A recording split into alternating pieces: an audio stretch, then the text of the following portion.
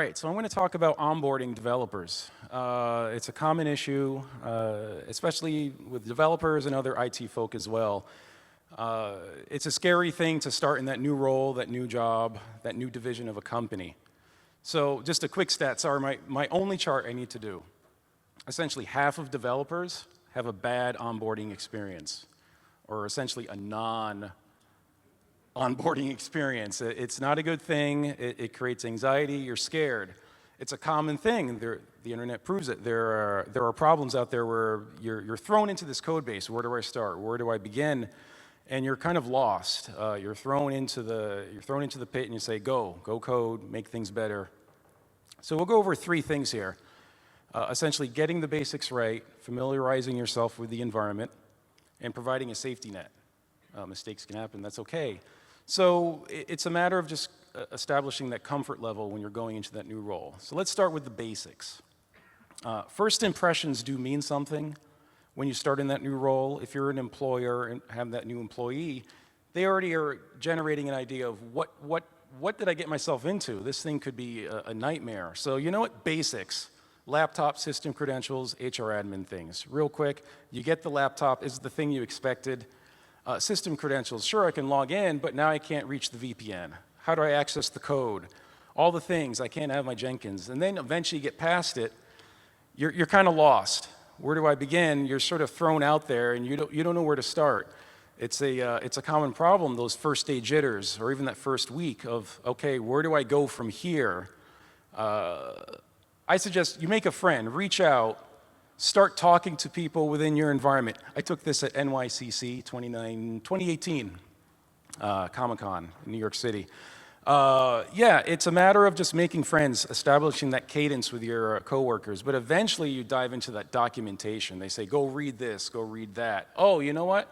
That thing you're looking to do, go there. That's where it'll be. So you go in there, you start diving in, but of course, this is a quote from a sales engineer I used to work with, and it was true.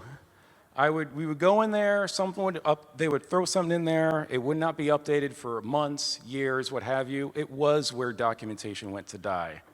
It's almost as if you're getting thrown to the wolves, you're getting broken in. It's almost like a hazing.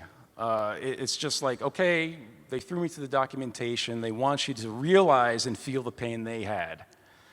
And you know what? Things aren't written down. People are pulling things from memory. The veterans are like, oh yeah, that thing. Let me tell you how that's done. And you're like, oh, why isn't it written down? I should be able to reference that and see that. If it isn't written down, it does not exist. This was a quote from a manager of mine in the past. And he was like, Chris, for your coworkers, the people that will come behind you, they need to know what you're doing.